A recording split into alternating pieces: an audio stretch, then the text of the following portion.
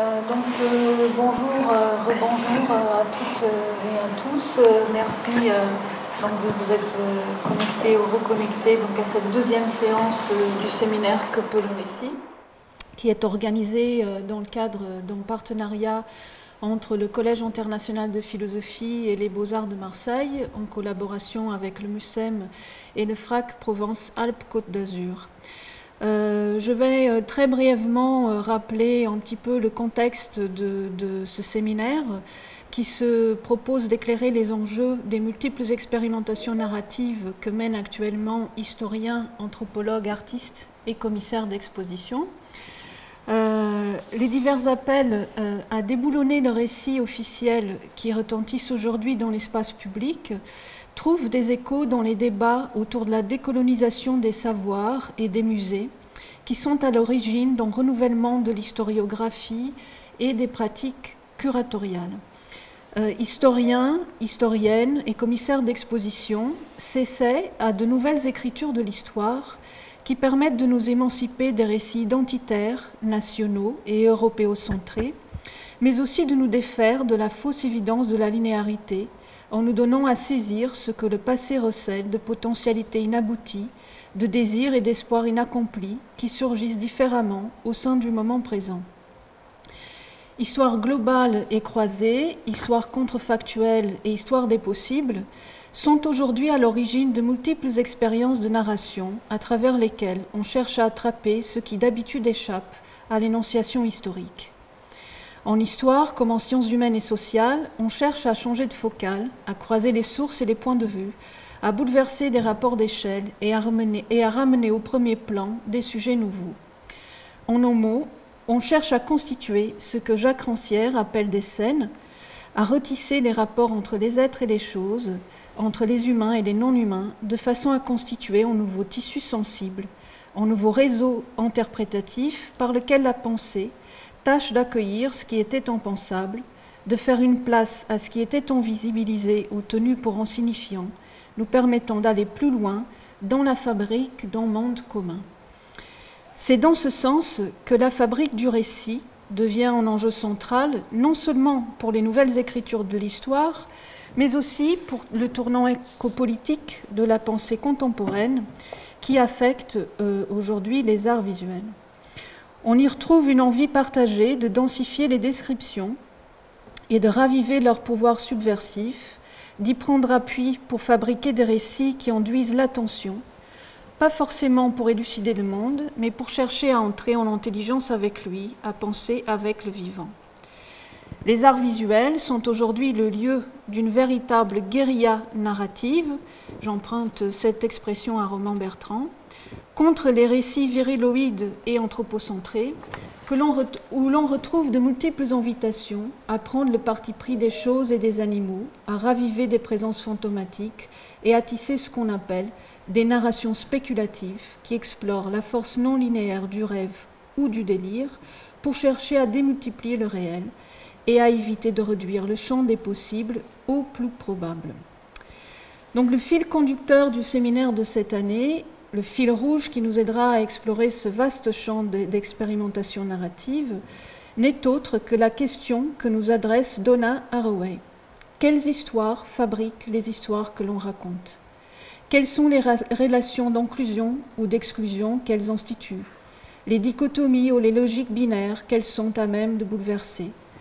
Comment se débrouillent-elles pour accueillir l'impensable et les transformer en objets de la pensée? Et quels sont les régimes d'attention qu'elles suscitent?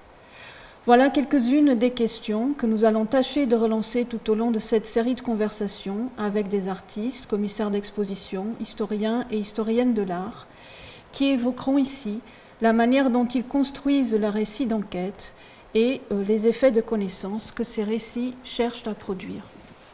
Alors, cet après-midi, donc, je suis en compagnie de Pauline Julier et de Clément Postec. Donc, Pauline est artiste et cinéaste, donc elle a étudié à l'École supérieure de la photographie d'Arles et aussi à Sciences Po à Paris. Donc ce matin, elle a présenté son premier long métrage, Naturalis Historia, qui est sorti en 2019. Et Clément, il est aussi réalisateur et conseiller artistique. Donc, il est auteur de plusieurs films-essais qui essayent de questionner, donc remettre en question le partage entre la fiction et le documentaire. Et son dernier film s'intitule Sakina, il est sorti en 2020, et c'est le portrait d'une jeune femme écrivaine lesbienne et musulmane qu'il filme dans le huis clos de sa voiture sur le périphérique, donc à Paris, pendant une nuit. Clément et Pauline, ils collaborent depuis leur rencontre en 2016, donc au sein du master d'expérimentation en art politique de Sciences Po Paris, fondé par Bruno Latour. Donc c'est aussi un espace qui encourage les collaborations entre pratiques artistiques et méthodes scientifiques autour de questions de société et d'actualité. Et donc ils sont là aujourd'hui pour nous présenter le projet de recherche qu'ils sont en train de mener et qui s'appelle Persévérance Valley et qui cherche à mettre en parallèle donc l'exploitation de lithium dans le désert d'Atacama au Chili et l'exploration de Mars. Donc, avant de leur passer la parole, je voulais simplement donner quelques éléments de contexte parce que l'année 2020, qui a été l'année du grand confinement et du Covid, donc cet événement, il fait aussi passer sous silence tout un tas d'autres événements qui risquent de passer inaperçus. Et 2020 était aussi l'année de la ruée vers Mars, puisque ce dernier été, donc, il y a 3 missions scientifiques qui ont démarré le début d'une triple aventure martienne, donc une pilotée par les États-Unis, l'autre par la Chine et une troisième par les Émirats arabes unis. Donc cette idée d'une conquête spatiale est une compétition très symbolique aussi parce que en 2021, on célèbre le cinquantenaire de la naissance des Émirats, mais aussi le centenaire du Parti communiste chinois. Donc c'est en effet... là, pendant qu'on parle, il y a des fusées qui se rapprochent de Mars et qui normalement vont y arriver au tout début du mois de février. La mission scientifique la plus importante est celle des Américains. Donc, la fusée qu'ils ont lancée a pour passager Persévérance, qui est un rover, une sorte de laboratoire mobile sur roue, qui va effectuer des analyses du sol martien. Donc ce rover, Persévérance, c'est une version actualisée d'un autre rover qui s'appelle Curiosity et qui est en Mars déjà depuis 2012 et dont les aventures vont vous être racontées par Pauline et Clément. À tout à l'heure.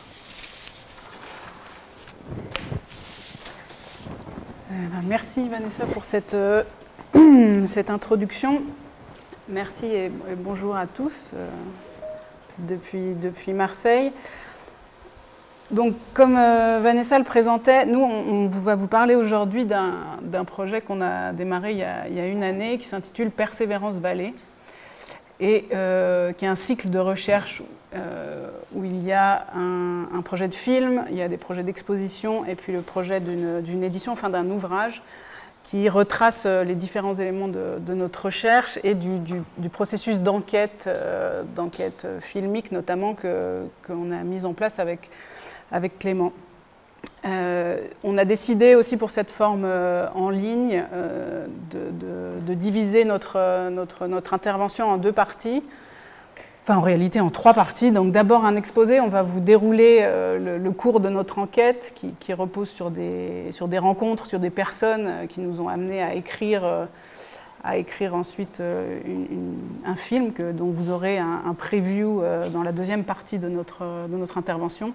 Et notre déroulé, comme ça, va vous donner un peu les éléments de cette enquête en cours. On tente de faire le récit de l'enquête qui fait aussi un peu office d'état des lieux de la matière. Et comme on est tous connectés en ligne, moi je vous invite volontiers à regarder les choses dont on parle en ligne pendant qu'on parle, puisque pas mal d'éléments qu'on va citer sont facilement accessibles sur vos ordinateurs. Et la troisième partie de ce moment tous ensemble, ce sera évidemment la discussion, et on serait très heureux de vous entendre à cette occasion. Alors, tout commence par une invitation à la Biennale de Santiago, la Biennale d'art de Santiago en 2019. En octobre dernier, j'ai été invitée à montrer mon travail à la Biennale de Santiago au Chili. Et je montrais mon dernier travail, Naturalis Historia, qui est donc un cycle de recherche dont vous avez pu voir le film ce matin. Et j'étais invitée par plusieurs commissaires d'exposition là-bas. Et j'avais tenté de coupler ce moment de monstration avec un nouveau projet qui se déroule dans le désert d'Atacama. Et j'avais demandé à Clément de me rejoindre pour une série d'images. Et lorsque j'arrive à Santiago, en fait, c'est le moment des révoltes sociales. En fait, en octobre et novembre dernier, au Chili, il y a eu un début de mouvements sociaux du peuple qui se rebellait contre la hausse du prix des titres de transport, notamment du métro. Et une jeune femme avait enjambé comme ça un portique de métro, ce qui avait fait suivre toute une série de jeunes gens, puis une bonne partie du peuple chilien qui l'avait emmené jusque dans les rues de la capitale et aussi de Valparaiso sur la côte, pour protester contre le pouvoir en place et notamment contre la constitution chilienne qui est en place en réalité depuis Pinochet. Donc j'arrive dans ce contexte de manifestation sociale. Donc évidemment, Santiago, c'est une ville qui est très partagée entre des endroits très riches et des endroits plus pauvres, plus populaires, etc. Et en fait, tout ça est très aligné. D'une rue à l'autre, on peut passer d'un monde à l'autre. Et donc le vernissage de la Biennale est évidemment annulé. Il n'y a pas que le Covid qui provoque des annulations. Donc à l'époque, voilà, c'est annulé. Et malgré le fait que des manifestations ont lieu dans la rue, on fait quand même une espèce de dîner comme ça dans un quartier chic de la ville. Et au dîner qui est évidemment placé, je me retrouve à côté d'un directeur financier qui n'est autre que le compagnon d'une des personnes qui est responsable de la Biennale. Et en fait, ce directeur financier est directeur financier d'une société qui s'appelle SQM, qui est une société chilienne d'extraction de lithium dans le désert d'Atacama. Alors évidemment, ça m'intéresse beaucoup qu'il soit directeur financier, donc on a une longue conversation et je lui demande s'il est d'accord de faire un entretien. Et on se retrouve le lendemain à la terrasse du Starbucks Coffee pour un entretien sur son entreprise et qu'est-ce qu'est le lithium, puisque je connais un petit peu le lithium mais pas le détail de la fabrication. Donc le lendemain, Alvaro me raconte la chaîne de production du lithium. Donc le lithium, c'est ce qui sert à nos téléphones portables, à nos batteries de caméra, d'ailleurs à pas mal de choses qui sont liées à l'électronique, aussi à tout ce qui est batterie de voiture électrique, batterie de vélo électrique, et aussi, chose qu'on sait moins, à tout ce qui est antidépresseur. Il y a beaucoup d'antidépresseurs dont le composant est le lithium. Et donc, Alvaro me raconte que le lithium, en fait, sert à recharger nos batteries, donc de nos téléphones portables à nos affects, en réalité. Et il va sans dire que nos besoins en lithium ont carrément explosé depuis 10 ans, et cela s'accélère de manière exponentielle. C'est pour ça, d'ailleurs, qu'on appelle le lithium le nouvel or blanc. Il me raconte aussi que le prix Nobel de chimie, donc en 2019, a été décerné aux inventeurs de la batterie lithium. C'est 3 personnes. Il y a le premier à inventer la technique, le deuxième l'a améliorée et le troisième l'a commercialisée. Puisque, comme le dit Alvaro sur cette terrasse de Santiago, c'est super d'avoir une belle idée, mais il faut la mettre sur le commerce. Et donc, il m'explique toute la chaîne. Donc, SQM est chargé de l'extraction du lithium, et puis ensuite, il y a la manufacturisation via des batteries. Et le Chili exporte plus de 90% de son lithium, et 65% des batteries sont fabriquées en Chine. Il me raconte un peu l'histoire de Volkswagen, par exemple, qui actuellement a décidé de mettre un focus uniquement sur l'électrique. Et puis, évidemment, il me dit aussi que le SQM est très soucieux de l'équilibre local du désert, de la région, du salar, des flamants roses qui sont en grand nombre dans le désert d'Atacama, et puis des besoins indigènes des populations locales. Ensuite, il m'explique un petit peu que le salar d'Atacama, c'est très haut en altitude, c'est ce qui permet une évaporation rapide de l'eau, parce qu'en fait, le processus d'extraction, ils vont chercher très bas dans les nappes phréatiques, ils pompent l'eau, et l'eau s'évapore à la surface dans des bassins qui permettent que le lithium apparaisse. Et donc c'est pour ça que c'est une énergie qui est décrite comme propre, c'est-à-dire qu'il y a très peu de mise en place technique pour faire s'évaporer cette eau, puisqu'elle s'évapore via un processus naturel en plein milieu du désert. Et puis comme il dit, c'est very cost effective comparé à d'autres pays comme l'Australie où il faut casser la terre, etc.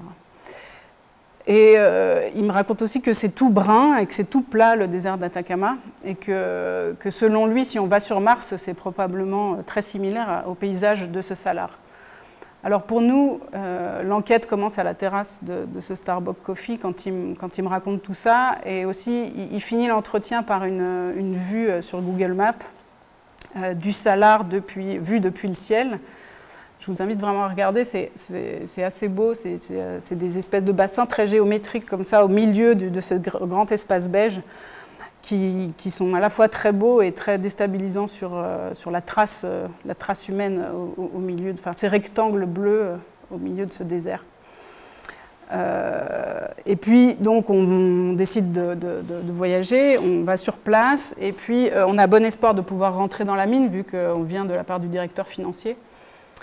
Et puis malheureusement, on se fait un peu mener en bateau. Alvaro, entre-temps, a pris un avion et est parti à Barcelone. Et donc on n'arrive pas, on est sur place devant les mines d'SQM et on n'arrive pas à rentrer dans la mine. Bredouille, on rentre à San Pedro de Atacama, qui est le village central du salar. Et à San Pedro, on a la chance de rencontrer une dirigeante et représentante de la communauté indigène, Karen Lutza.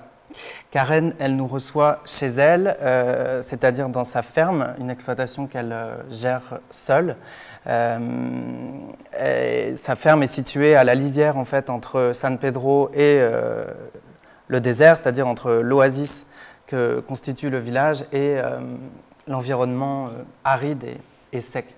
Et précisément, sa ferme est située en face de ce que les touristes et les opérateurs appellent la Moon Valley, la vallée de la Lune, qui est gérée par une des communautés indigènes, notamment pour le droit d'entrée pour pénétrer cette vallée et en voiture la traverser.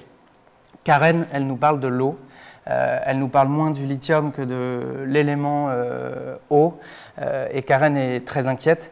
Elle nous explique surtout le problème législatif pour elle et sa communauté, à savoir les conséquences que le Code de l'eau, instauré sous le régime de Pinochet en 1981, pose, puisqu'en fait le Code de l'eau permet à des acquéreurs, des propriétaires d'acheter des droits d'eau qu'ils peuvent acquérir à perpétuité et sans forcément acquérir la terre.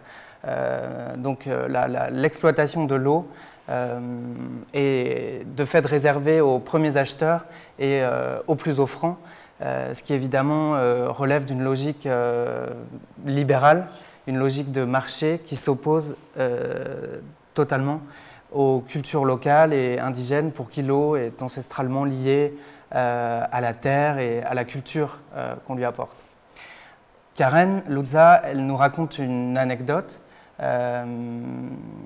Karen, pour gagner sa vie, en plus de son exploitation, a des chevaux, propose de l'équithérapie.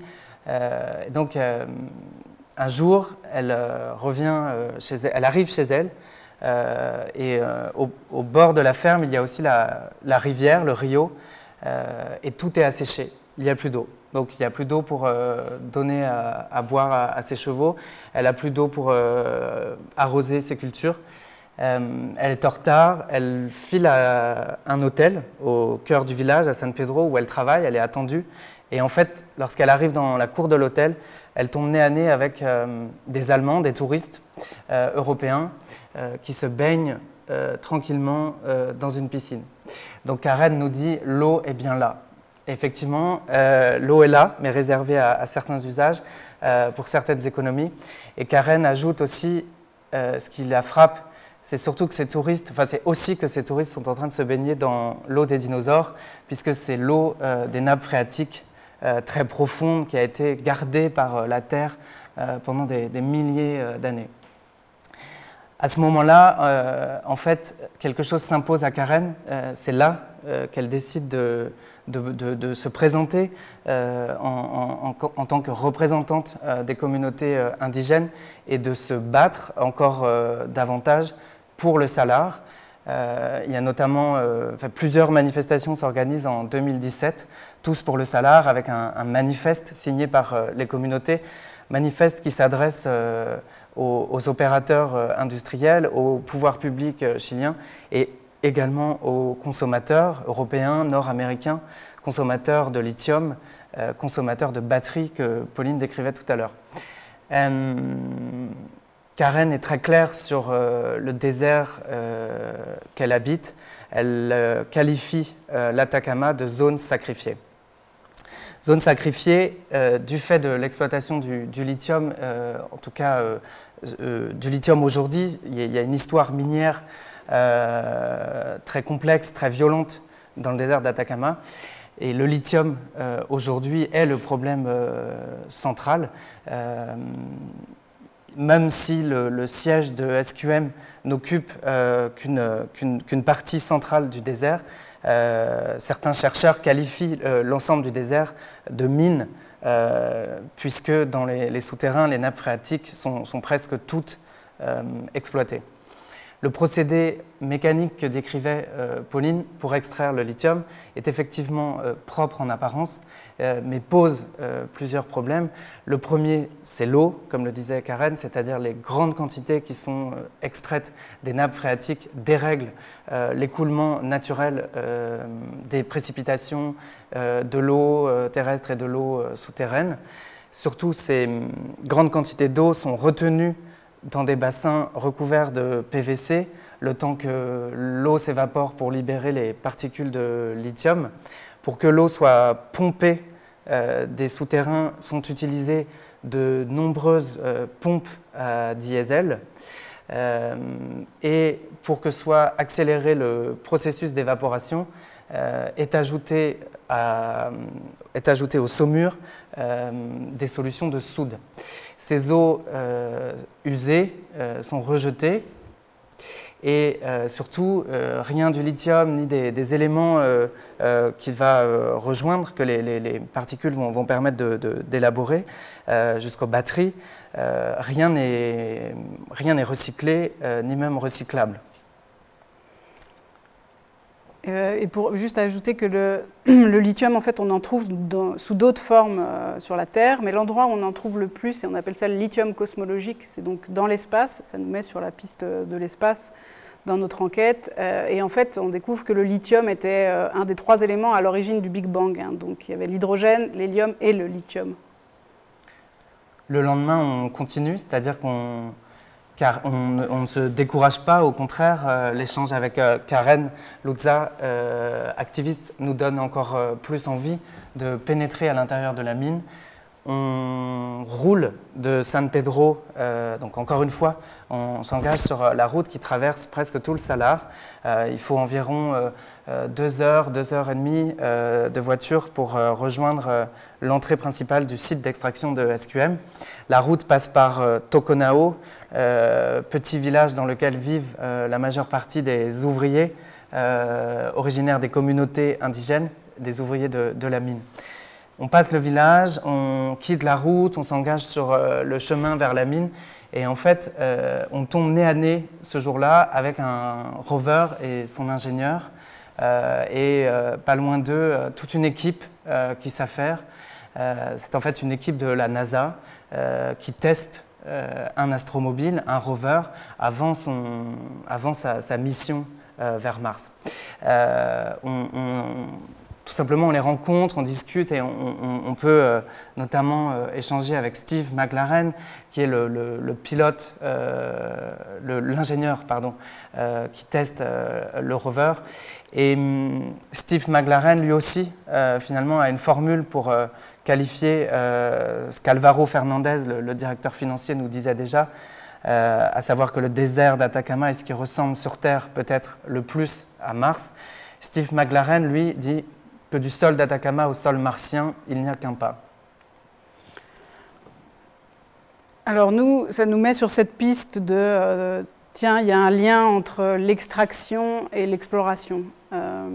Et on s'intéresse, grâce à Steve et à cette équipe sur place de la NASA, à qu'est-ce que fabrique la NASA sur Mars et comment sont commandés ces rovers en exercice, en exercice sur le sol du Salar, mais en mission sur Mars. Donc on découvre le JPL, qui est l'organe de la NASA qui s'occupe des rovers en Californie, à Pasadena. Et puis on s'intéresse notamment à deux de ces rovers. Vanessa en parlait au début de cette introduction. Donc actuellement en mission sur Mars, il y a deux rovers, un qui s'appelle Opportunity et l'autre Curiosity. Alors, il y a d'autres robots sur Mars, mais des rovers, c'est-à-dire des astromobiles qui peuvent se déplacer, il y en a deux. Opportunity, Opportunity entre-temps est mort, mais Opportunity cherche de l'eau et Curiosity cherche des traces de vie. Et on s'intéresse à ces deux rovers, on tourne un peu autour du sujet et on découvre qu'en France, il y a une équipe de chercheurs qui travaille avec la NASA, notamment sur un des instruments qui s'appelle le laser Chemchem, et qui est dirigé par une chercheuse qui s'appelle Violaine Sauter, qu'on rencontre au muséum de la ville de Paris, au musée d'histoire naturelle de la ville de Paris, et qui travaille pour cette mission donc Curiosity, qui nous parle avec une grande émotion de la première image. Donc elle a travaillé, Violaine Sauter a travaillé pour Opportunity et elle travaille actuellement pour Curiosity, et elle nous parle de cette première image que Curiosity a faite du sol martien. Donc il faut s'imaginer que, en fait, alors aller sur Mars, c'est pas si compliqué, enfin c'est une prouesse technique, mais c'est pas ce qui fait le plus peur, ce qui nous fait le plus peur, en tout cas aux scientifiques, c'est-à-dire qu'on met 8 mois pour aller sur Mars, il y a un tir de lancement tous les 2 ans, où la planète Terre et la planète Mars sont les plus proches, et ce temps de trajet n'est pas si difficile. Ce qui est difficile, c'est vraiment l'atterrissage, c'est-à-dire les 10 minutes pour atterrir jusqu'à la planète. Et donc, elle nous parle avec émotion de ce moment où tout le monde attend une preuve que le rover est vraiment arrivé. Et il y a 15 minutes de décalage entre le moment où le rover envoie l'image et le moment où la Terre le reçoit. Donc, on peut imaginer les 15 minutes de suspension et le silence dans le JPL jusqu'à ce qu'apparaisse sur les écrans la première image que délivre Curiosity. Et alors cette première image, qu'est-ce qu'elle montre? Elle montre déjà une trace, elle montre l'ombre du rover, ce qui est la preuve que le rover est bien arrivé. On voit aussi le reg martien, c'est-à-dire les cailloux, le sol martien, un cordon lunaire et au loin le mont Sharp, qui sera le mont que Curiosity doit viser pour sa mission. Alors quand elle nous raconte ça, on découvre aussi qu'elle, en fait, en tant que géologue, elle travaille pour cette mission, pour comprendre mieux le passé de notre Terre, puisqu'en fait, Mars et la Terre sont 2 sœurs jumelles, sont 2 planètes jumelles, et que le passé Mars nous renseigne sur le passé de la Terre. La Terre a connu la tectonique des plaques, ce qui fait qu'elle évolue différemment, mais que Mars n'a pas de tectonique des plaques et nous renseigne donc sur comment la Terre était il y a très longtemps. Et nous, évidemment, c'est assez troublant ou assez perturbant et beau, à la fois cette image qu'il faut aller aussi loin, c'est-à-dire on va sur Mars pour découvrir le passé de la Terre. Et plus elle nous parle, plus on commence à imaginer que même Mars pourrait marcher un peu comme une boule de cristal, c'est-à-dire qu'effectivement, elle nous renseigne sur le passé de la Terre, mais en réalité, elle nous dit aussi beaucoup de choses sur l'avenir ou sur le futur, parce que si les chercheurs cherchent des informations sur le passé, il y a d'autres acteurs qui s'intéressent à Mars pour d'autres questions, notamment des questions de ressources. et l'idée que Mars pourrait être une planète B à la Terre. Et un des acteurs principaux de cette conquête, il s'appelle Elon Musk, et on a décidé de... Enfin, Elon Musk fait partie de cette enquête, puisque pour Elon, Mars est un sol de plus, est un sol de conquête de plus et une potentielle ressource. Donc Elon Musk, c'est un industriel qui a fait sa fortune notamment avec PayPal, et actuellement il est directeur de Tesla, et directeur de SpaceX, qui est donc une entreprise spécialisée dans les techniques aérospatiales. Et il est assez célèbre pour avoir envoyé dernièrement, c'était au printemps dernier, une flotte de mini-satellites en basse orbite autour de notre planète, qui d'ailleurs donne un fort retentissement, un fort écho, une forte contestation dans le milieu scientifique, puisque les mini-satellites qu'il envoie, l'idée c'est de pouvoir, grâce à ces mini-satellites, proposer la 5G sur l'ensemble de notre planète. Mais ces mini-satellites, notamment à cause de leur lumière, de la lumière qu'ils provoquent, empêchent littéralement d'observer, enfin, d'ici 2 à 5 ans, empêcheront totalement de voir les étoiles depuis la Terre. C'est-à-dire qu'une partie du travail scientifique ne sera plus possible en termes d'observation spatiale depuis la Terre. Et donc, Elon, il a ce projet donc, de mini-satellites tout autour de la Terre, mais il a surtout un projet lié à Mars, qui a été révélé dans les médias il y a quelques semaines, vous avez peut-être suivi, puisque Elon est passé première fortune mondiale, donc c'est l'homme le plus riche du monde, et il a annoncé que plus de il va consacrer plus de la moitié de sa fortune à la construction des premières villes sur Mars.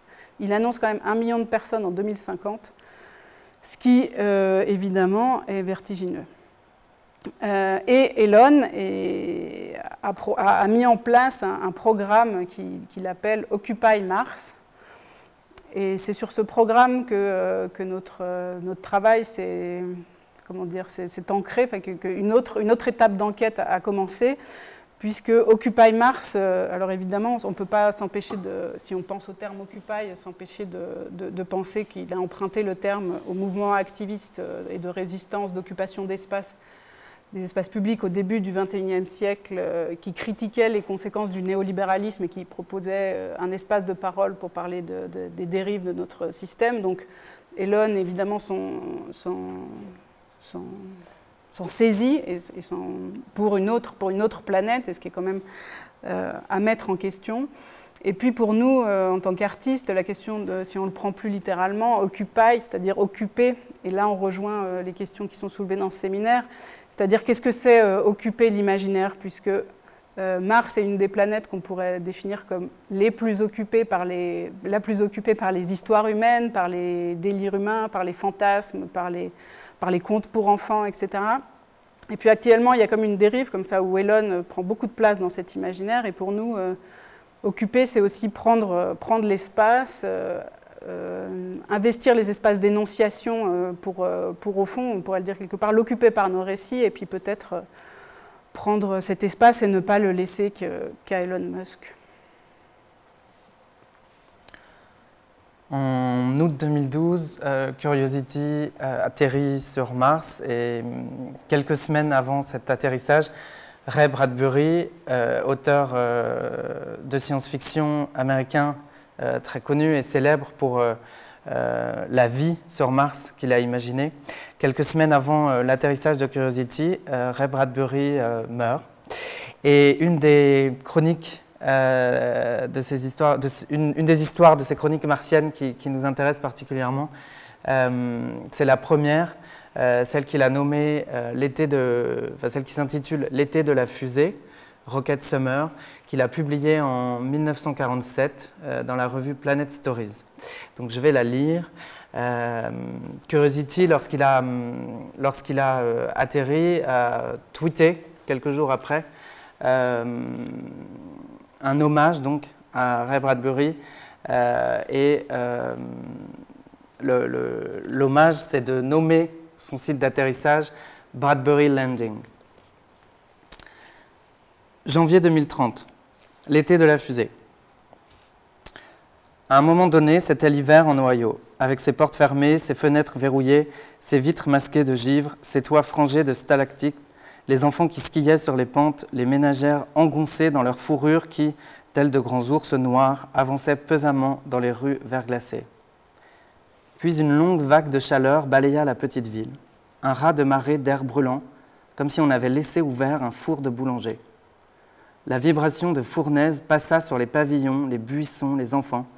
Les glaçons se détachèrent, se brisèrent, se mirent à fondre. Portes et fenêtres s'ouvrirent à la volée. Les enfants s'extirpèrent de leur lainage, les femmes se dépouillèrent de leurs défroques d'ours, la neige se liquéfia, révélant l'ancien vert des pelouses de l'été précédent. L'été de la fusée. On se passa le mot dans les maisons grandes ouvertes. L'été de la fusée. La touffeur de désert modifiait les broderies du givre sur les fenêtres, effaçait l'œuvre d'art. Ski et luge devenaient soudain inutiles. La neige qui tombait du ciel froid sur la ville se transformait en pluie chaude avant de toucher le sol. L'été de la fusée. Les gens se penchaient hors de leur véranda ruisselante pour contempler le ciel rougeoyant. Sur sa rampe de lancement, la fusée crachait des nuages de flammes roses et une chaleur d'étuve. Dressée dans cette froide matinée d'hiver, elle donnait vie à l'été à chaque souffle de ses puissantes tuyères. La fusée commandait au climat, faisant régner un court moment l'été sur le pays.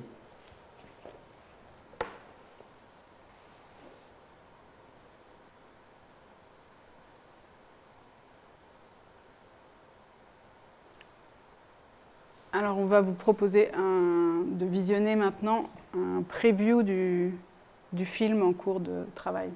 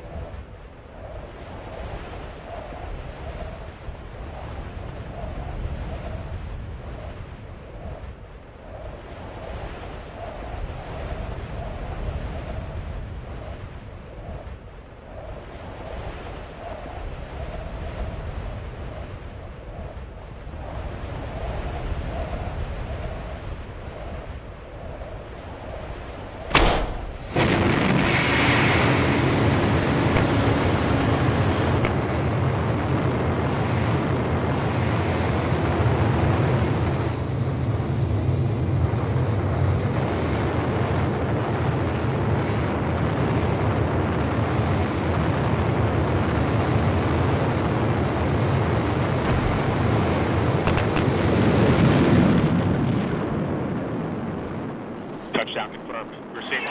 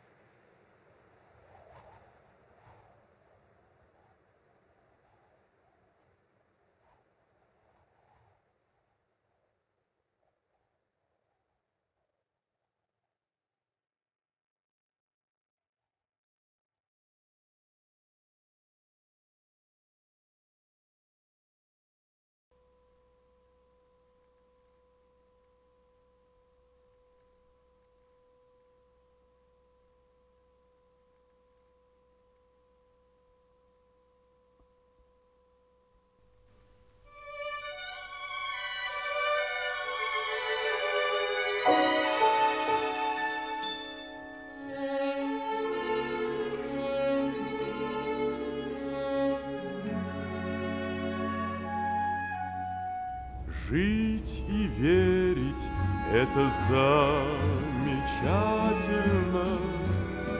Перед нами небывалые пути. Утверждают космонавты и мечтатели, что на Марсе будут яблони цвести.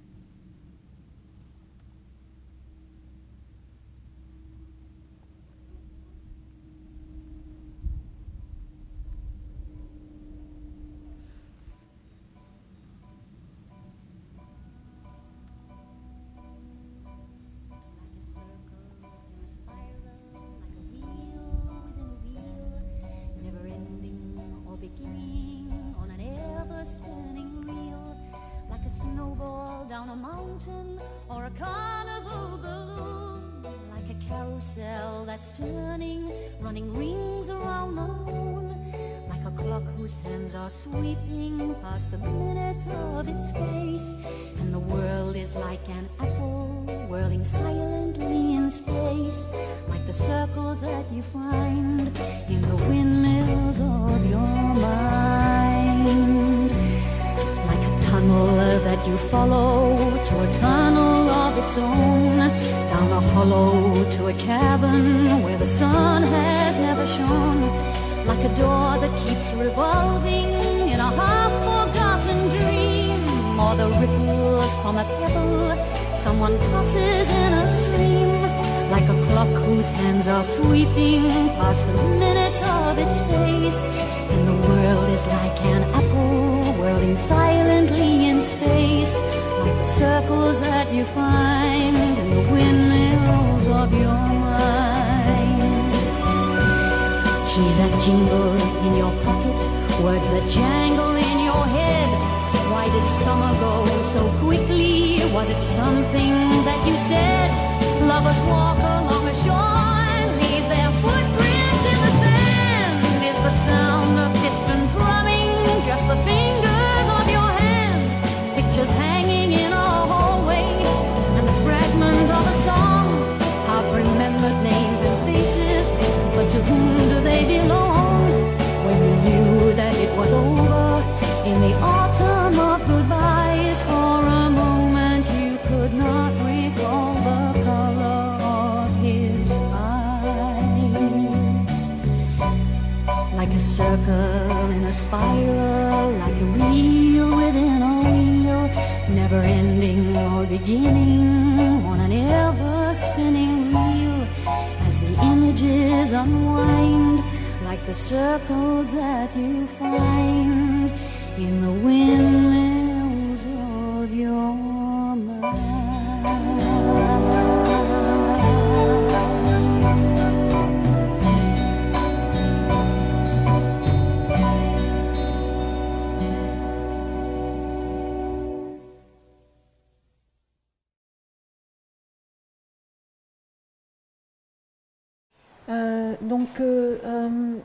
Merci beaucoup, Pauline et Clément, pour ce récit d'enquête et d'avoir évoqué tous ces personnages que vous avez rencontrés pendant vos recherches. Je vais modérer donc la discussion avec Pauline et Clément, mais vous qui écoutez donc le séminaire depuis chez vous, n'hésitez pas à poser des questions. Donc soit si vous n'avez pas de micro, s'il ne fonctionne pas pour une raison ou une autre, vous pouvez simplement écrire votre question sur le fil de la conversation. Ou alors, si vous voulez prendre la parole, envoyez juste une petite croix sur le fil de la conversation et vous pouvez donc intervenir à tout moment. Donc, peut-être pour commencer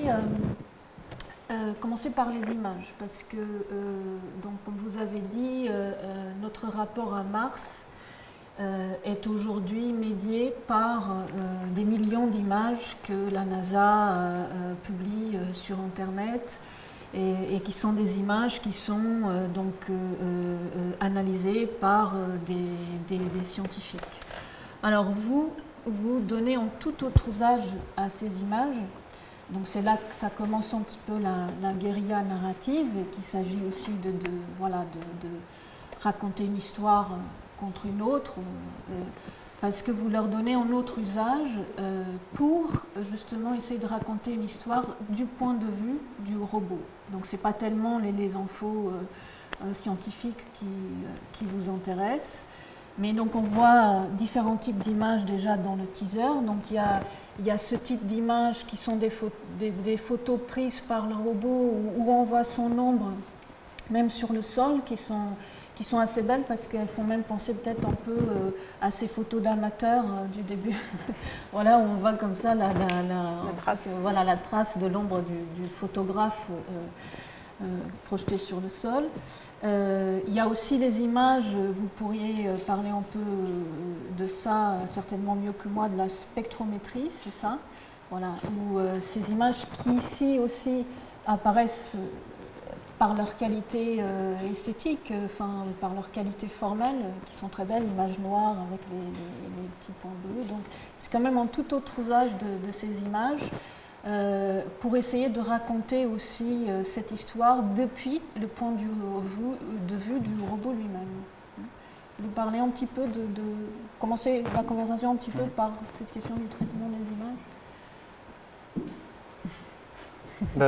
Je peux commencer, moi, si tu veux. Tu complètes après. Justement, moi, peut-être dire que nous-mêmes, on se perd parce qu'il faut lâcher quelques références visuelles pour se mettre dans la perspective du rover. C'est toujours un fantasme, mais l'expérience du tournage dans le désert, c'est ça, en fait. C'est prendre nous-mêmes la caméra et tenter de commencer, en tout cas, à se placer à l'endroit du rover. C'est-à-dire pas de ceux qui reçoivent les images, ni de ceux qui les analysent, mais de cette chose ou cet être, que sais-je, qui regarde. Et évidemment, c'est une vue de l'esprit, ou c'est toujours qu'une expérience, c'est le début de l'enquête, autant que c'est le début de la fiction pour moi. Et moi, j'aime, quand par exemple tu parles de la spectrométrie, donc l'image de la pierre, qui par les effets visuels, en tout cas c'est par les effets visuels qu'on donne à comprendre que quelque chose s'analyse, c'est-à-dire que l'image elle a une fonction analytique de ce qu'elle enregistre. Ne plus savoir si c'est des images scientifiques ou des images déjà rattrapées, emportées dans notre récit, c'est ça qui m'intéresse, c'est ça que je veux dire quand il s'agit de perdre un peu les référentiels habituels, en tout cas, et de créer une sorte de confusion, mais confusion utile pour le récit. Oui, je pense qu'il y avait cette volonté aussi de se jouer des codes et de jouer des registres d'images. D'autant que, bon, c'est une petite anecdote, mais l'image dont tu parles, c'est nous qui l'avons faite. Et donc, je te remercie pour les qualités d'image. Mais il y a comme une double inspiration, parce qu'il y a à la fois le référent pour nous scientifiques et puis d'essayer de s'en dégager. Donc là dans le preview que vous voyez, il y a un peu un mélange de tout. On fait aussi, c'est un peu un test, enfin un essai de voir jusqu'à quel point ça marche. Et puis ça marche à partir du moment où tu es perdu et où nous-mêmes, on ne sait plus très bien qui a fait quelles images. Mais pour être un peu plus peut-être précis justement sur cette question de où est-ce que ça commence, la fiction, je crois qu'il y avait quelque chose qui nous plaisait beaucoup, c'était dire... en fait, parce que le rover, lui, il voit des choses que l'être humain ne verrait pas. Puisqu'il a une capacité, ces caméras ne sont pas... c'est pas le prolongement de l'œil humain, c'est qu'il a quelque chose en plus de nous. Et on a essayé de réfléchir aussi à ça, qu'est-ce qu'on pourrait voir en plus et qu'est-ce que la machine ajoute à l'œil humain. Enfin, il y a comme il y a comme une adjonction, il y a comme un gain à passer, à voir comme le rover. Et on y travaille encore, c'est-à-dire quelle est la perspective du rover, bien sûr conduit par les humains, mais quelle est la perspective du rover sur Mars. Et puis dans les images que tu as citées, donc il y a des images prises par le robot, et puis il y a aussi pas mal d'images qui font partie de ce que produit la NASA en termes de storytelling pour raconter le rover dans l'espace martien, ou par exemple cette image de la silhouette jaune qui est sur l'espace martien, qui représente là, c'est le développement de Microsoft fait un logiciel pour que les scientifiques puissent être en immersion totale avec en réalité virtuelle sur Mars. Donc là, c'était une préfiguration d'un programme en cours. Donc là, évidemment, on l'extrait pour la mettre totalement ailleurs et ça produit un autre récit. Est-ce que vous pouvez nous dire un peu plus justement sur ce storytelling que produit la NASA? Parce que je crois que les rovers, ils ont aussi des comptes Twitter, c'est ça, où ils publient des choses. C'est quoi les histoires en fait quel genre d'histoires sont produites? C'est quoi Ouais, en fait, c'est des histoires très humaines en réalité. Donc les rovers, c'est ce qu'on prolonge nous dans notre travail, c'est les rovers sont personnifiés. Donc, bon, et puis en anglais, il y a un jeu étrange de she or it or he. Donc, parce que les rovers, entre eux, les spécialistes entre eux ne disent jamais it, ils disent she. Bon, alors un rover serait féminin, bon, ça nous parle d'une autre histoire du rapport aux machines, etc. Mais voilà, donc déjà il y a un petit décalage anglais que les Français relaient d'ailleurs, mais sur la personnification des rovers. Et puis effectivement, ils ont des comptes, alors, bon, non seulement des comptes Twitter, mais aussi tout un récit qui est produit sur leur fin de vie, leur début de vie, leur mission, et puis évidemment. Enfin, le lieu le JPL étant là où il est, qui n'est pas très loin d'un autre endroit où on produit des histoires hollywoodiennes. Enfin, c'est-à-dire qu'il y a une espèce de concordance entre ce que produit la NASA et ce que produit le cinéma américain, et qui est très puissant et qui est très, non pas ravageur forcément d'ailleurs, parce qu'ils sont très forts, mais disons que nous, il nous amuse de prendre pour placer aussi un petit peu à un autre endroit. Et le compte Twitter, on l'a découvert, le compte Twitter de Curiosity, qui, le jour où Opportunity est morte, puisqu'elle est morte dans une tempête de sable, puisqu'en fait elle a des batteries solaires et que pendant la tempête de sable, un des problèmes sur Mars, c'est ces énormes tempêtes de sable qui envahissent l'ensemble de la planète, qui sont très hautes et très puissantes. Et ça empêchait le Soleil d'accéder à ses batteries, donc elle s'est déconnectée, on n'a jamais pu la réactiver. Et donc ils ont annoncé la mort, mais déjà ils ont annoncé la mort, she is dead, etc. Et puis Curiosity, à l'autre bout de la planète, a envoyé un message, un poème à Opportunity, sur le compte Twitter, en disant, voilà, qui est un hommage, qui est un très bel hommage d'ailleurs. Et voilà, enfin ils font ce genre de mise en récit. Donc eux-mêmes, ils produisent une fabulation comme ça autour de ces rovers. Ils explorent aussi le côté émotion, la question de la sensibilité des rovers dans ces histoires ou pas? Oui, ils projettent. C'est-à-dire effectivement, la fabulation, elle n'est pas le seul recours là des artistes que nous sommes et d'autres, mais en quelque sorte, elle est déjà engagée, l'histoire est déjà en marche. Le poème dont parle Pauline, que Curiosity poste sur son compte Twitter en hommage à Opie, déjà il a un surnom, ou elle a un surnom.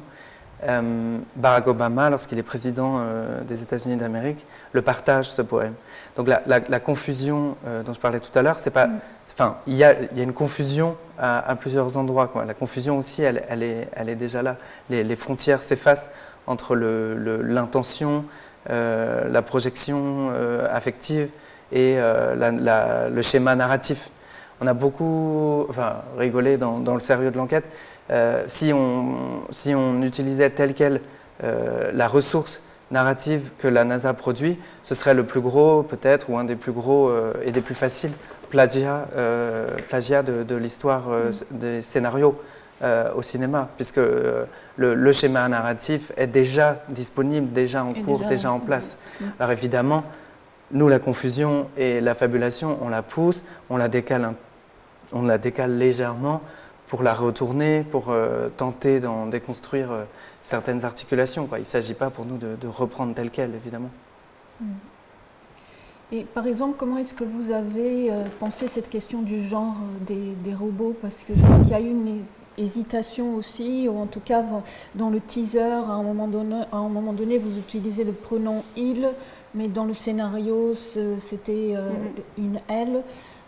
Donc il y a peut-être eu des hésitations, de la réflexion autour de ça, ou c'est une question qui vous a posé problème? Est-ce que vous pouvez parler un petit peu de comment vous avez pensé la question du genre à partir des rovers? Sur le genre, il y a peut-être un genre à inventer, justement. C'est des choses qui sont déjà en cours, évidemment, dans d'autres domaines aussi de vie ou de création artistique, littéraire, etc., philosophique. Ce que ça dit, je pense, c'est aussi que dans cette histoire convergent plusieurs enjeux. En fait, l'enjeu colonial croise, et c'est sans doute intrinsèquement lié d'ailleurs, l'enjeu colonial croise l'enjeu identitaire, l'enjeu de genre, l'enjeu d'identité sexuelle, l'enjeu de nomination, enfin comment les choses sont nommées, les êtres sont nommés, qui les nomme, et du coup comment ils énoncent, depuis quel endroit ils énoncent. C'est dans cet ensemble de questions moi, que je pense qu'on voit cet enjeu-là du pronom. Sur Twitter, ils disent « je ». Les ingénieurs nomment, mais je crois que c'est quelque chose, enfin on cherche, on comprend que c'est quelque chose un peu vieux comme la navigation maritime que d'appeler la machine par un prénom féminin, un pronom féminin, pardon. Oui, c'est-à-dire en fait des spécialistes, par exemple des navigateurs entre eux, certains par exemple, enfin, en fait, on cherche et puis on a des échos différents. Il y a beaucoup de gens qui disent « Ah non, en anglais, on peut tout à fait… D'habitude, on dit « it » pour une machine. » Mais en réalité, les spécialistes, les gens qui travaillent dans le domaine ont tendance à dire « she ». C'est-à-dire que en fait, ça parle de quelque chose qu'on connaît tous et de plus en plus, j'espère. C'est qu'il y a évidemment une histoire de l'homme et de la prise en charge des machines par les hommes plutôt que par les femmes qui, de fait, avaient une relation un peu privilégiés avec leurs machines et qui, pour pouvoir les nommaient par le sexe opposé. Et je pense que quelque chose se rejoue là. Donc il y a des gens qui arrivent, notamment au sein de la NASA, ou même dans les versions françaises, à déjouer un peu ça en leur donnant un prénom, donc en les appelant Hopi, Curiosity, etc., ce qui évite de dire il ou elle. Et puis nous, dans le scénario, évidemment, toutes ces questions sont répétées et répétables à l'infini, sauf qu'en réalité, dans notre scénario en tant que tel, on ne nommera pas le robot. Donc c'est juste pour les lecteurs que la question se pose de dire est-ce que c'est il ou elle. Mais nous, dans notre scénario, vu qu'on sera avec le rover, il n'y a aucun moment où on dira il ou elle. Mais dans le film, le rover, il aura une voix. Oui. Et donc pour penser, choisir cette voix, donc je pense que c'est encore en cours de réflexion. Il y a aussi cette question du genre qui est derrière. Est-ce que vous voulez parler un petit peu sur la question du choix de la voix du robot Oui, au début on voulait que ce soit une femme. Puis on s'est dit non, c'est trop facile, il faudrait peut-être que ce soit quelque chose de plus compliqué. On s'est dit une voix digitale. Ils ont sorti il y a 2 ans la première voix digitale ni homme ni femme, mais qui n'est pas encore très convaincante en termes de qualité spectrale, si je devrais le dire. Et donc on cherche encore la juste piste, mais je suis sûre qu'on va trouver. La voix intérieure du robot, c'est pas tout à fait un monologue non plus. Là aussi, nous sommes en train de préciser le statut en fait de cette voix, le statut, sa nature, son genre. Et pour l'instant, c'est peut-être l'étape ultime du film, c'est-à-dire du récit qu'on est en train de terminer.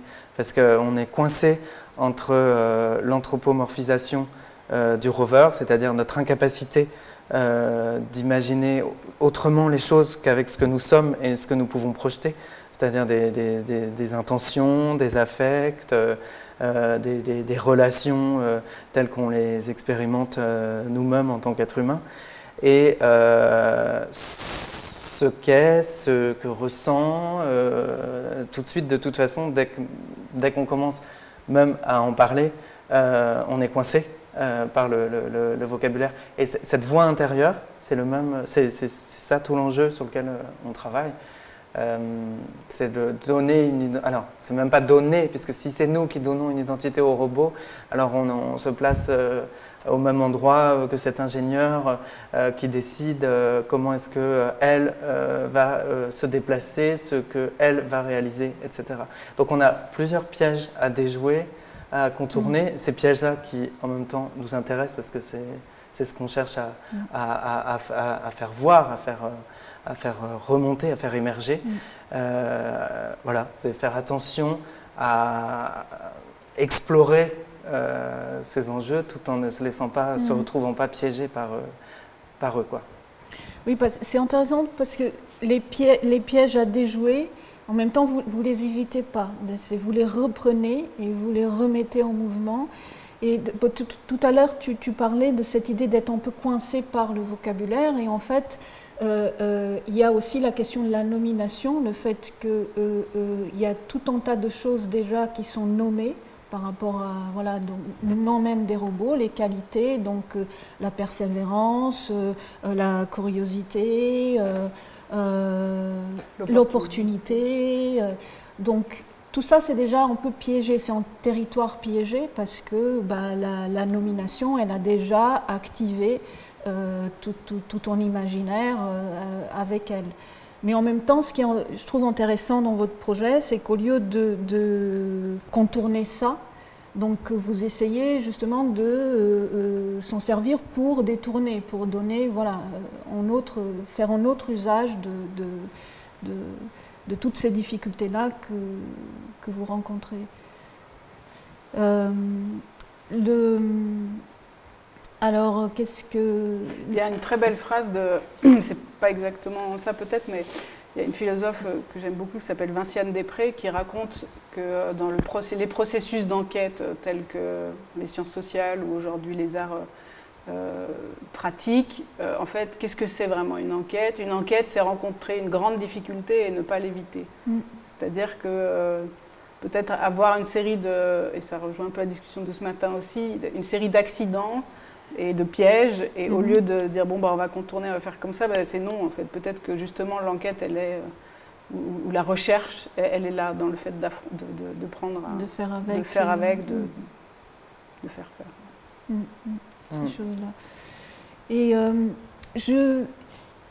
peut-être explorer un petit peu plus cette espèce de contrariété. C'est pas vraiment peut-être une contradiction, mais une tension, une contrariété qu'il y a au sein de votre projet, qui est d'une part de prendre le parti pris du robot, donc du regard du robot, donc et d'imaginer qu'à travers ça, on a accès à une autre vision qui n'est pas la nôtre, parce que c'est le regard d'une machine, mais en même temps, il y a quand même une anthropoformisation des robots, des rovers, parce que c'est l'une de vos idées, c'est d'explorer aussi les sentiments. Donc ils ont des émotions. Donc à un moment donné dans le scénario, Curiosity s'exprime par des bips très rapides et courts dans une situation de détresse. Il y a un autre moment où elle émet en long bip quand elle détourne les yeux pour regarder les étoiles. C'est d'ailleurs quelque chose aussi qui est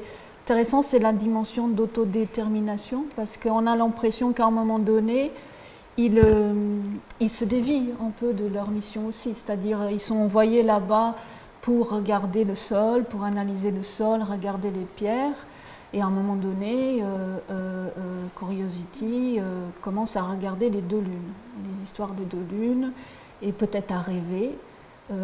Donc elle a aussi une autodétermination, elle fait autre chose à un moment donné que ce qu'on lui demande de faire. Et donc ça, c'est aussi quelque chose que vous voulez explorer dans le scénario, la version du scénario que j'ai pu lire. Il y avait tout un tas de choses qui étaient soulignées, qui sont encore à travailler et dont on pourrait parler un petit peu, et qui sont justement ces questions des sensations. D'explorer comment explorer la sensibilité de ces robots, les sensations de ces robots, par exemple la sensation du frottage des rues quand ils marchent sur cette terre aride. Voilà, je pense que c'est intéressant quand même de parler un petit peu plus aussi de ce côté anthropomorphe de ces rovers que vous comptez explorer. Oui, ça rejoint une question là, qu'il y a dans le déroulé là, de Laura. Bon, nous, après, disons, il y a l'intuition de la fiction, puis après, il y a ce qu'on peut en raconter comme un discours dessus. Mais une des premières intuitions, c'était quand même de faire une histoire d'amour entre deux rovers. Donc, il y avait cette idée que poussons la chose jusqu'au bout. Allons-y, alors s'ils sont tellement personnalisés par la NASA, on va en rajouter une couche, on va aller un pas plus loin.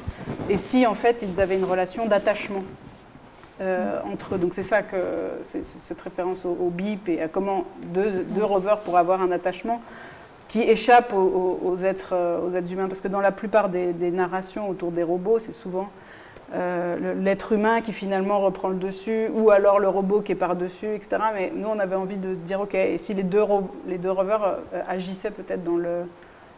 non pas dans le dos, mais disons se retrouvaient à devoir communiquer et avoir un attachement qui échappe aux humains, non pas parce qu'ils se sont laissés dépasser, mais parce qu'eux ont autre chose à faire de leur côté à un moment historique où la question est l'enjeu de l'exploration. Et si on permet si en tout cas on nourrit une relation entre les deux robots, c'est dans la même perspective que eux nourrissent aussi une relation aux choses, quoi. Voir qu'est-ce qui, enfin, vraiment se mettre à la place du robot, tenter de se mettre à la place du robot, c'est aussi voir qu'est-ce qui se passe entre la pierre et le robot, entre le robot et l'autre. Enfin, en fait, c'est commencer à dévier, c'est-à-dire qu'on sort de la relation exclusive du JPL, du Jet Propulsion Laboratory qui les pilote, et du robot. C'est quand même une relation univoque, qui n'a qu'un objectif, qui poursuit la même mission. Enfin, tu peux compléter, mais en tout cas, on se déplace, on fait un pas de côté, et comme Pauline le dit, la fabulation, on la pousse pour que le robot s'autodétermine. Tu le dis aussi très bien, c'est l'autodétermination, c'est une forme d'émancipation, et alors c'est ce qui mène au délire, c'est ce qui mène à, enfin, c'est pourquoi on a besoin du délire, c'est-à-dire d'une forme d'énonciation, tant par la manière dont les choses s'expriment que ce qui est exprimé, qui échappe, T'es pas sur la relation. Non, je me disais, est-ce que c'est vraiment univoque comme relation? Enfin, c'est-à-dire, ça prend en compte tout un ensemble d'acteurs et de relais et de machines pour que cette relation existe. Mais Mais peut-être avant de parler du délire, je voulais revenir sur la question de ce devenir humain. Parce que est-ce que c'est un processus? À partir de quel moment où commence ce devenir humain des robots? Parce qu'au début, on a l'impression que c'est plutôt le point de vue de la machine. Et à un moment donné, je crois que c'était, je ne sais plus si c'était dans le scénario, mais j'ai eu l'impression que dans le scénario, il y avait l'hypothèse d'un événement qui accentue ou accélère ce devenir humain et qui est le deuil. C'est vraiment cet événement de la mort de Hopi. Et le deuil, mais qui est justement c'est quand même un rituel humain. Et ce serait peut-être ce deuil qui accentue, qui accélère le devenir humain c'est ça, votre hypothèse Oui, on peut dire ça comme ça. Ouais. Oui, je pense qu'il y avait l'idée que c'est par la perte que le robot devient humain. Mais en fait, quelque part, on est de nouveau là pris au piège de nos projections, parce qu'évidemment, on ne peut pas être... Nous, on aimerait être dans la perspective rover, mais on est des êtres humains, on ne va pas pouvoir se déplacer à ce point-là de notre point de vue. En plus, on est cinéaste, donc La question de comment représenter cette perspective rover, c'est aussi pour le plaisir de la rhétorique, parce qu'en réalité, on ne pourra jamais, enfin, j'en sais rien. Mais enfin, en tout cas, bien sûr que c'est des êtres humains au travail, dans une tentative, et ça répond peut-être à la question de Laura, dans une tentative d'essayer de rendre sensible une perspective rover. Et pour nous,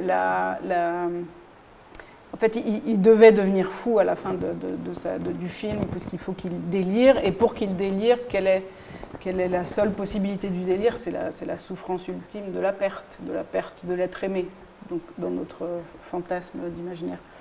Et après, en fait, c'est toujours les choses de la création. Et ça rejoint d'autres fantasmes. Moi, ça fait un moment que j'aimerais bien essayer de travailler sur à quoi ressemblerait une cérémonie androïde. C'était une cérémonie funéraire androïde. Donc, enfin, voilà, et ça correspond à plusieurs endroits de friction comme ça. Et on a pensé, oui, que le deuil, en tout cas le fait de devoir enterrer quelqu'un, de devoir faire hommage, etc., était le principe humain par excellence. Tu disais même qu'il devenait terrestre, je me souviens. C'est peut-être là, effectivement, un début de devenir et que quelque chose se retourne. On continue de chercher à comprendre qu'est-ce qu'on retourne vraiment. Est-ce que réellement on arrive à résister aux narrations déjà disponibles? On parlait tout à l'heure de ce que les rovers énoncent, donc de ce que certaines projettent sur eux comme affectivité. Cette affectivité, elle est héroïque. C'est-à-dire, même dans l'échec, il y a toujours de la réussite. C'est toujours ce qui a été découvert, la frontière qu'on a repoussée, l'humanité qu'on agrandit. Donc c'est toujours quelque chose de superlatif, en fait, et de positif. Et le laisser devenir terrestre, et donc accepter aussi peut-être qu'on ne peut pas inventer autre chose qu'un rover qui ressent comme ce qu'on ressent, c'est en passer par la mort et donc le deuil. Et le deuil alors comme processus d'autodétermination. C'est le deuil en fait, je pense, en fait c'est un deuil qu'on offre à Curiosity. C'est peut-être la face cachée en fait des communications déjà en place, ce qui ne se donne pas comme épreuve affective. Et je me demandais si on pouvait regarder justement C'est compliqué? Non, c'est pas compliqué. La dernière... Je ne l'ai pas préparée, mais c'est pas compliqué. On va la chercher, ou sur Internet. Cette dernière image qu'on voit Opportunity avant de s'éteindre sous la tempête de sable, puisqu'on est en train de parler de ce deuil. Parce que Opportunity dispose de batteries à énergie solaire et les tempêtes sur Mars sont immenses et recouvrent tout, de telle sorte, enfin à tel point que quand Opie se retrouve dans cette tempête, tout simplement ces batteries ne sont plus alimentées et Opie ne peut plus émettre. Donc c'est pour ça qu'il y a une dernière image, c'est ce que le JPL reçoit comme dernier signal. Alors. Ça arrive. Ouais. Mince.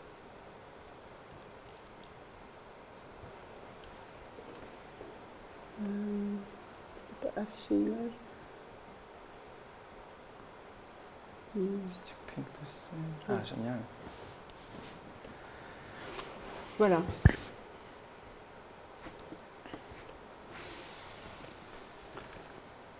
Alors, ce qui est très beau dans ce type d'image, c'est qu'elle dit à peu près rien, hormis que c'est le bug ultime, enfin, c'est-à-dire c'est le début du recouvrement en plus par le noir.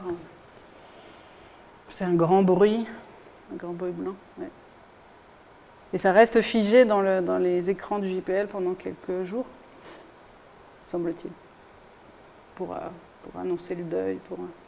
Puisque donc, la NASA, ça évidemment, il faut regarder sur Internet, c'est vraiment très très beau. La NASA en fait des tonnes et des tonnes sur chaque personne qui a vécu avec avec Opportunity, et qui a participé à la phase de test, qui a lavé ses roues, qui a mis le petit boulon sur la fusée, qui a pleuré en regardant la fusée s'éloigner, et tout ça, et tous ces gens parlent de la vie de Hopi, ce que ça représente Hopi, et à quel point Hopi était chargé d'une force humaine, de tous ces petits éléments qui forment toute la civilisation et l'humanité, jusqu'à cette image. Et donc la NASA fait déjà tout le storytelling sur ça, c'est vraiment déjà... et les missions, le récit des missions en 5 minutes, avec force d'effets spéciaux, d'effets sonores surtout, pour nous faire arriver jusqu'à la larme, vraiment de... Et c'est vrai, Hopi est morte, et cette carcasse reste sur Mars, comme une carcasse à l'abandon, dans une planète que peut-être Elon nous aidera à habiter. Alors, tout à l'heure, tu disais, Clément, que de toute manière, le point de vue du robot, il est difficile à tenir dans la durée. Mais je voulais vous demander si vous vous êtes intéressé dans vos recherches aux stratégies littéraires, par exemple, pour incarner ou donner vie à ce point de vue qui serait celui des choses elles-mêmes, des animaux. Donc on peut penser dans les années 30 à Valérie, à Ponge. Il y a aussi ce roman de Virginia Woolf, Flush, qui est aussi une tentative de raconter une histoire depuis le point de vue du chien, et ce qui génère pas mal de coupures dans sa phrase. Il y a tout l'élan de sa phrase qui est tout le temps coupé par le fait qu'elle essaye de suivre les sensations olfatives du chien, et que lui, il change de direction en fonction de telle ou telle odeur, et que donc il faut aussi que la phrase essaye d'accompagner, par exemple, ces bouleversements qui sont ceux depuis son point de vue. Est-ce que vous avez traversé un petit peu ce genre de texte ou pas du tout? Oui, traverser, et je dois dire traverser rapidement pour ma part, mais un peu volontairement, ou peut-être aussi par choix décisionnel de qu'est-ce qui met au travail et qu'est-ce qui empêche. Parfois, dans des moments d'écriture comme ça, le fait d'avoir trop d'exemples de comment font les autres empêche de faire soi-même. Et pour la question littéraire, pour les connaître aussi, ou bien le texte de Tristan Garcia ou d'autres textes, je crois qu'à un moment, c'est des choses que moi j'ai lues il y a quelques années, et puis que là, pour le moment de l'écriture, était plutôt... on a plutôt cherché du côté anthropologie ou justement récit scientifique, ou comment eux essayent de se mettre à la place du rover ou de prolonger la... Enfin, d'essayer peut-être de chercher ailleurs que dans ces traces littéraires, mais c'est un peu une réponse en tourloupe que je fais. Mais moi, en tout cas, c'était volontaire de ne pas en passer par là, pour pas non plus être écrasé par des choses qui seraient bien mieux faites que ce que nous allons faire. Non, c'est juste, et en revanche, c'est juste aussi, Vanessa, je pense que tu parles de littérature, ça a à voir avec la question de l'énonciation dont on parlait. Donc, effectivement, l'histoire littéraire regorge de tentatives et donc de ressources pour nous aujourd'hui. Mais c'est vrai, avec Pauline, on a plutôt traversé des pensées, beaucoup contemporaines, pas que, mais des tentatives de philosophes, d'anthropologues, d'englober, quoi. Il y a aussi la voix intérieure de Curiosity, elle doit délirer. Donc c'est une pensée qu'on voudrait autant fulgurante que confuse. Donc il faut qu'elle réussisse à dire tout. Évidemment, c'est très dangereux de partir sur ce terrain du tout, mais il y a quand même aujourd'hui, côté des chercheurs contemporains, Pauline, tout à l'heure, tu parlais de l'enquête, mais on est allé de ce côté-là. Et puis aussi peut-être des choses un peu décalées, qu'on n'a pas encore intégrées, mais qui ont à voir avec la pensée, la pensée coloniale, l'écologie décoloniale, la pensée des identités dont on parlait tout à l'heure. C'est des choses qu'on laisse, qu'on traverse pour qu'elles nourrissent ce récit, qu'elles permettent de le porter, quoi. Cette question du point de vue des choses était aussi très travaillée par le cinéma. Et par exemple, quelqu'un comme Gilles Deleuze, qui est déjà beaucoup plus proche que nous, plus proche que Ponge par exemple, il réactivait encore donc, cette idée de rejoindre le point de vue des choses qu'il trouvait par exemple dans l'idée de bergsonienne, dans régime de l'universelle variation, donc c'est-à-dire en régime, pour le dire très vite, où les images, au lieu d'entrer en variation par rapport à une image qui serait extérieure, donc l'homme entrerait en variation les unes par rapport aux autres. Donc c'est un peu l'image de votre délire.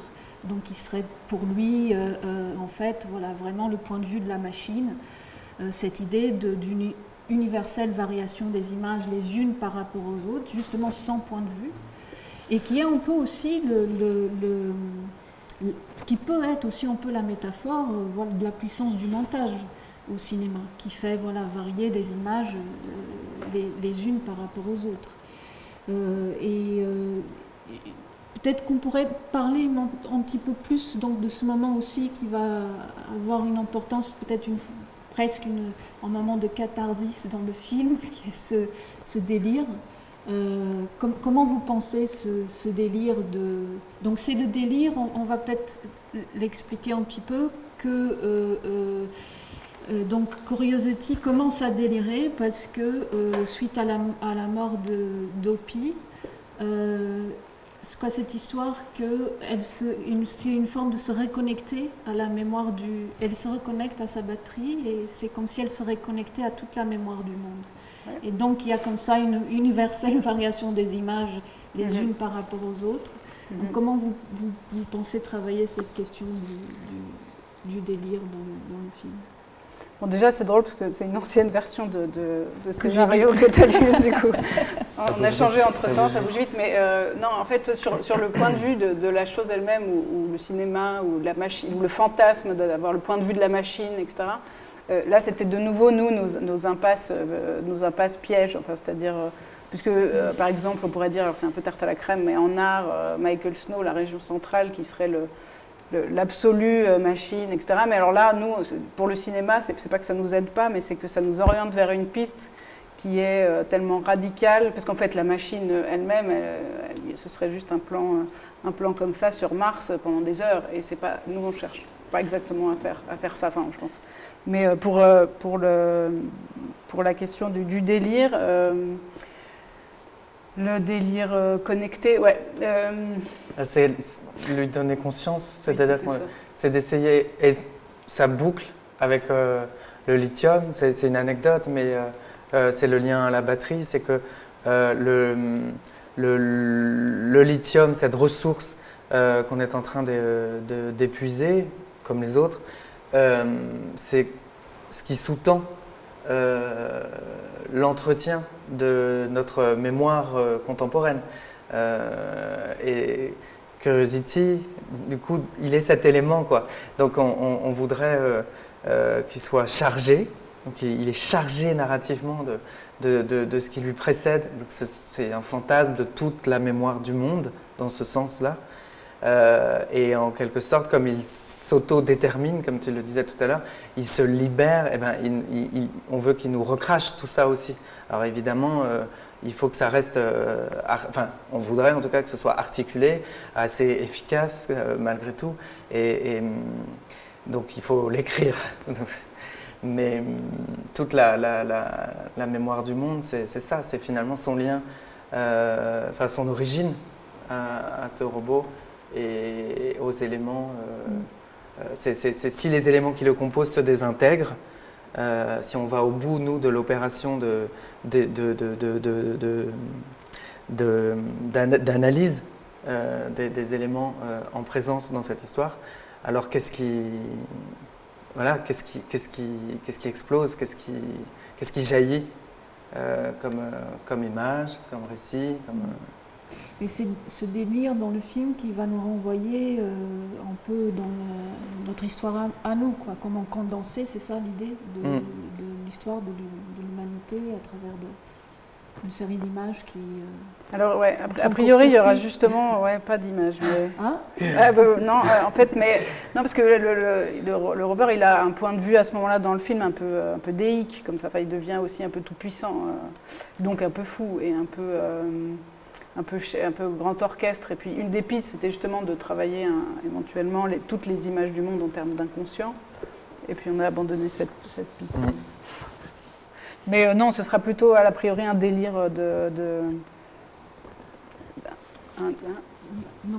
un délire de voix. Pardon. Oui. C'est sa voix qui délire plus que l'image à ce moment-là. Juste, on va enlever ça pour qu'on puisse voir le fil de la discussion à nouveau. Donc voilà.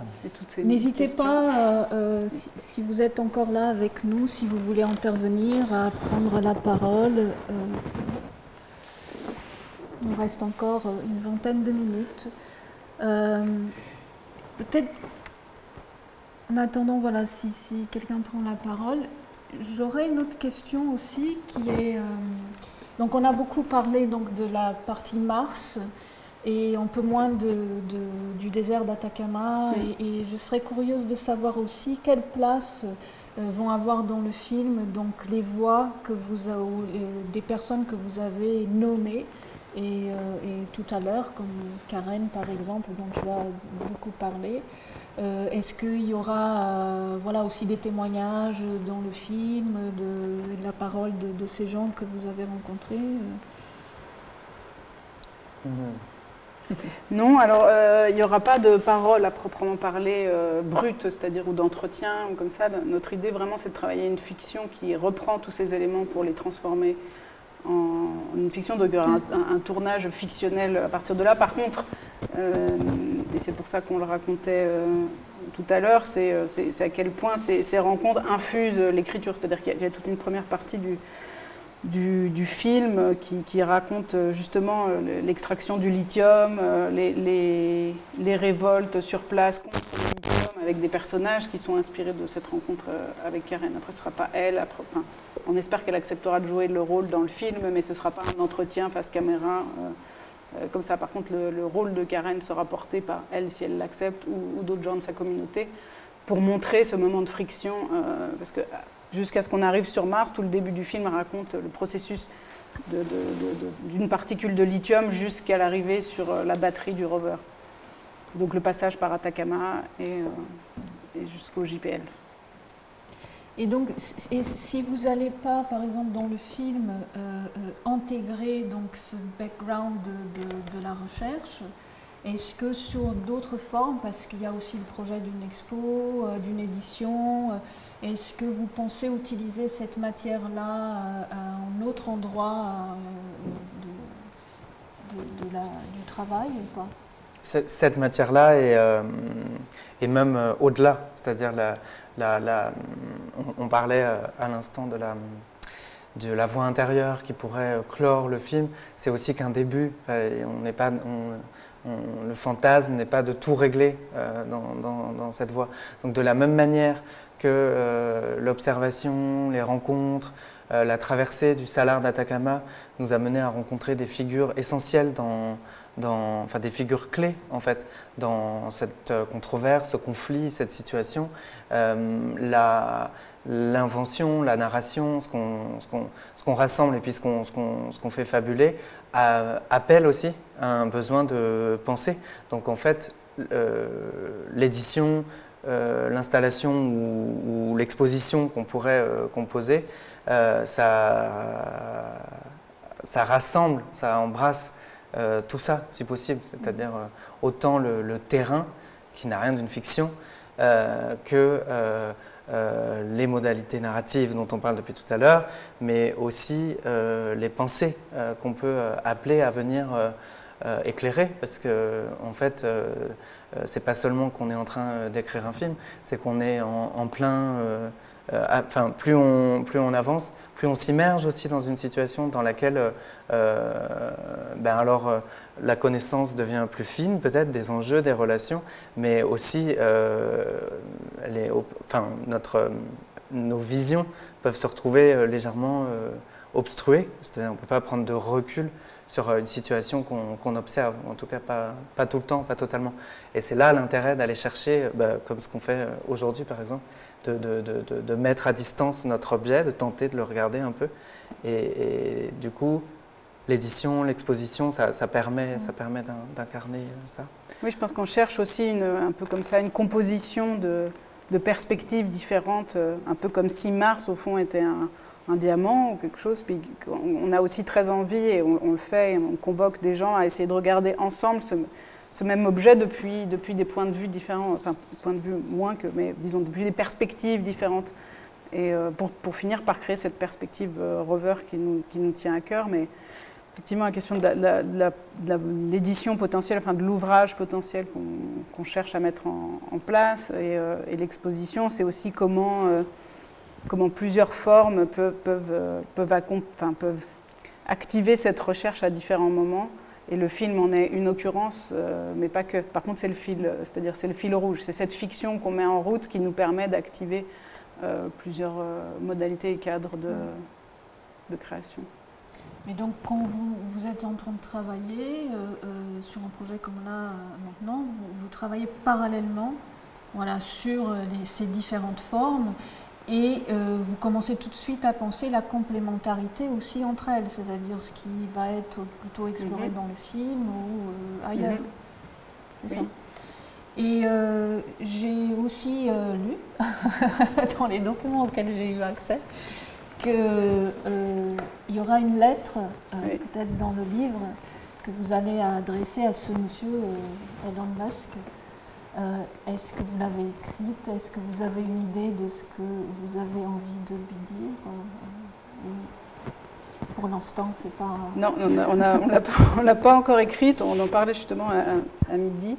En fait, le problème alors avec Elon Musk, ce serait de se dire quelle est la juste adresse à Elon. C'est-à-dire qu'au fond, lui écrire une lettre, bon, enfin, plus personne n'écrit enfin si, les gens écrivent encore beaucoup de lettres aujourd'hui, encore plus avec le confinement, mais c'est-à-dire que lui est dans un tel endroit, non seulement de technologie, mais aussi de retournement de chaque situation. Enfin, Occupy, ça lui fait pas peur, il le prend, il en fait un t-shirt, il a son bébé sur sa page Instagram, enfin, rien ne l'arrête. Donc il y a un moment où une lettre, ça va pas avoir la force aussi plastique et la force de message et de canal jusqu'à lui. Donc on cherche encore la bonne formulation de l'adresse. Peut-être qu'on reviendra à une lettre, mais au fond, je ne sais pas, peut-être qu'il faudrait lui envoyer un vaisseau spatial. Moi, je ne sais pas ce qu'il faudrait faire pour tenter une adresse, parce qu'au fond, ce serait plus une adresse à lui qu'un besoin de réponse. Parce que je pense qu'il est enfin, il pourrait être accessible pour un entretien, par exemple, ou quelque chose comme ça, mais la question est peut-être plutôt de lui adresser quelque chose que de demander une réponse à des questions. Je pense qu'on est en train de le faire. On est en train de la rédiger, cette lettre. C'est tout ce que on commence tout juste à concevoir pour Occupy Mars. Quand on décide de choisir cet intitulé, évidemment qu'on se pose la question on prend l'intitulé d'Elon Musk, mais en même temps, Elon, il l'a complètement volé, déplacé, détourné, galvaudé. Je pense tout ce qu'on est en train de faire qui lui renvoie, en tout cas symboliquement, qu'il n'a pas le seul monopole. Après, Elon, on échangeait la semaine dernière avec un architecte-chercheur qui travaille sur l'Atacama, Godofredo Pereira, qu'on remercie ici d'ailleurs, et selon lui, en tout cas en matière de lithium, de batterie, d'exploitation, Elon n'est qu'une marionnette, c'est-à-dire Elon est là pour l'esthétique Elon est là pour la publicité, quoi, le marketing. Donc c'est très dur de combattre le marketing parce que ça, vous en parliez ce matin aussi au sujet des termes, ô combien aujourd'hui les sensibilités, les termes, les modes d'expressivité sont vidés de leur puissance, de leur capacité par les puissances du marketing. Donc Occupy Mars, en fait, l'adresse à Elon, je pense qu'elle a commencé à partir du moment où on travaille sur ce sujet, où on s'autorise à utiliser les outils de narration, à emprunter, en fait, à pénétrer sur les territoires américains, en tout cas pour l'instant majoritairement américains sur Mars. Tout à l'heure on parlait de ce qui est nommé. Mais évidemment tout ça n'est pas que condamnable, hein. C'est complexe, c'est double. Mais on parlait du nom des robots, il y a aussi évidemment toute la cartographie martienne qui est déjà américaine, évidemment. Si les scientifiques sont principalement américains, si c'est d'abord les scientifiques qui nomment ce qu'ils découvrent, ce qui a une certaine logique, alors la cartographie est déjà américaine. Et l'adresse à Elon, c'est ça peut-être, c'est lui dire quand même qu'il n'est pas seul, qu'il n'y a pas qu'un récit, et c'est Occupy Mars. Et Occupy Mars, au départ, c'est le titre qu'on voulait donner à la publication, qui est justement, au livre qu'on voudrait travailler, qui est justement qu'on imagine pour l'instant, qu'on commence à élaborer comme une somme de savoir, de récits qui elles aussi ont le droit d'occuper Mars, doivent occuper Mars pour ne pas laisser le monopole à l'industrie et au marketing qui les porte. Oui, c'est vraiment... C'est ce qu'on cherche en tout cas. Et voilà, et c'est pour cette raison aussi qu'on est là en train de parler tous les trois aujourd'hui de ce projet passionnant qui tente justement de libérer Mars des récits dominants, et de mener une vraie guérilla narrative, contre les...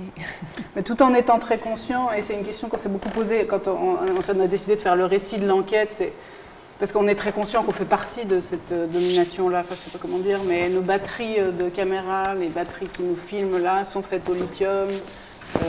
La Biennale de Santiago m'a invitée et je suis dans le quartier riche de la ville. Enfin, c'est pas pour s'extraire d'un...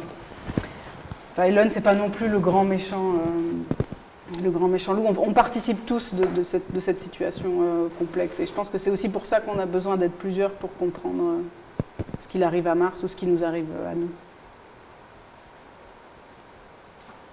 Absolument. Une dernière question. Alors, de nouveau.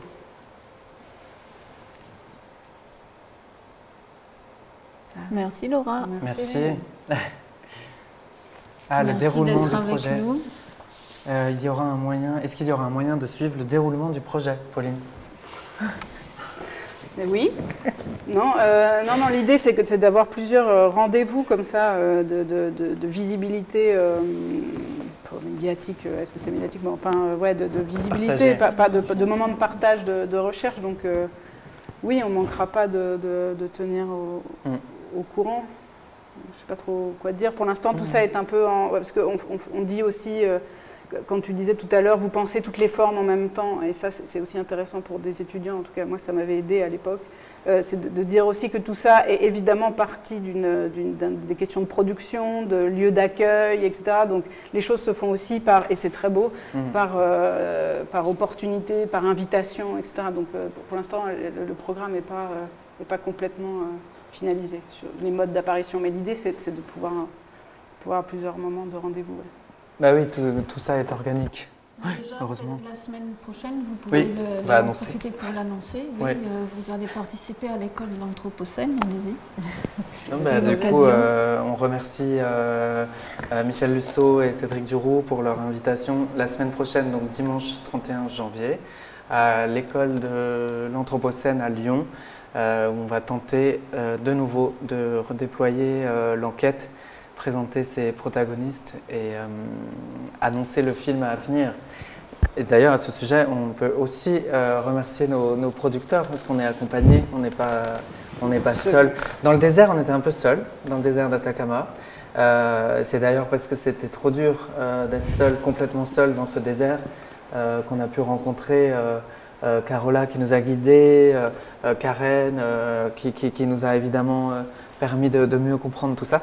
Et sur le film, on est accompagné par Fabrizio Paul Pettini pardon, en production en France, Elisa Sepulveda au Chili, et puis également avec Filippo Finiguer en Suisse. Très bien. Bon, alors pour terminer, encore une fois, merci beaucoup. Merci C'était à vraiment vous, un vrai à plaisir vous tous. de pouvoir échanger avec vous.